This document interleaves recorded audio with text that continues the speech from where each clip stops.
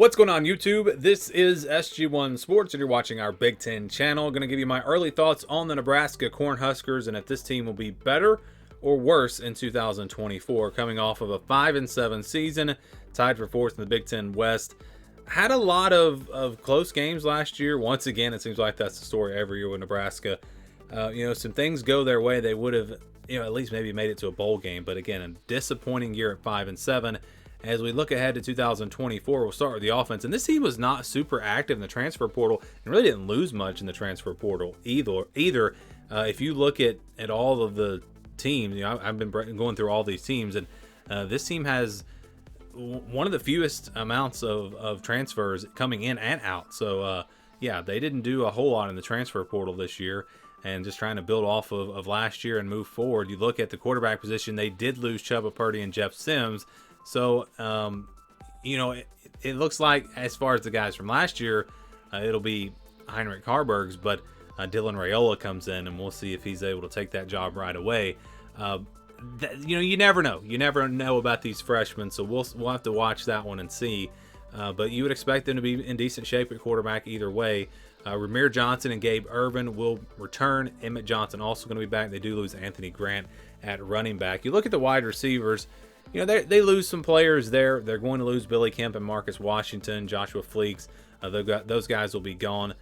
Garcia Casanova going to be back coming off of an injury. He just can't seem to stay healthy, but that's a guy that they expect to get a lot out of. Potentially Malachi Coleman will be back.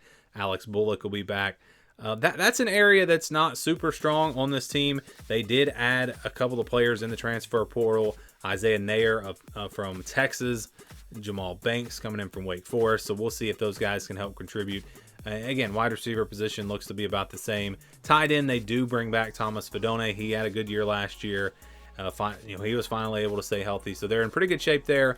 At tight end, only losing one player who didn't do a whole lot last year to the transfer portal. Then you look at the offensive line.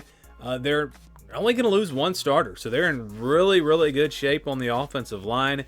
And you look at this offense overall, I don't think there's any doubt about it. They should be better. They should definitely be better this season.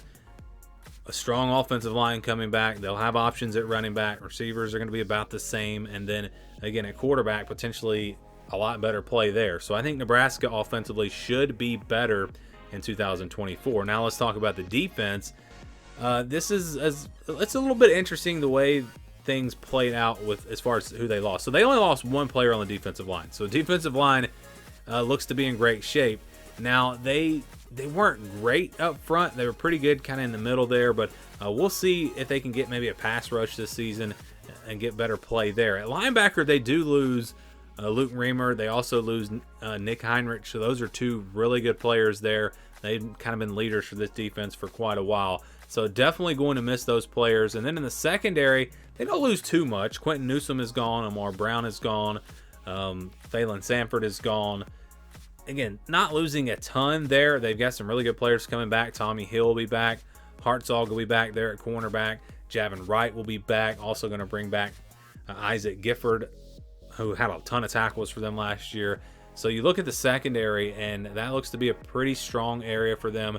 They did add Bly Hill. I don't really know much about him, coming from St. Francis. So that was one addition there at that level.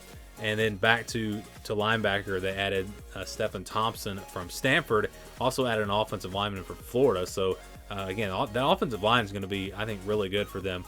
But, again, you look at the defense. They lose their two leaders at that linebacker position. Don't really lose a whole lot else. So it's kind of hard to say. I don't think they're going to be any worse. I don't know if they'll be better because those are two really good players, two guys that are going to be tough to replace. And so I'm going to say the defense will be about as good as it was last year. They were pretty solid on that side of the ball, so I expect more of the same. Again, potential to maybe even be better on defense. But again, if you're looking at the team overall, if the defense is a little bit better and the offense is a little bit better, this team, with their schedule, they've got a chance to really improve that win-loss record. And I think they absolutely will be better. There's just no reason to expect this team not to be better in 2024. They should be, I think, for sure a bowl team.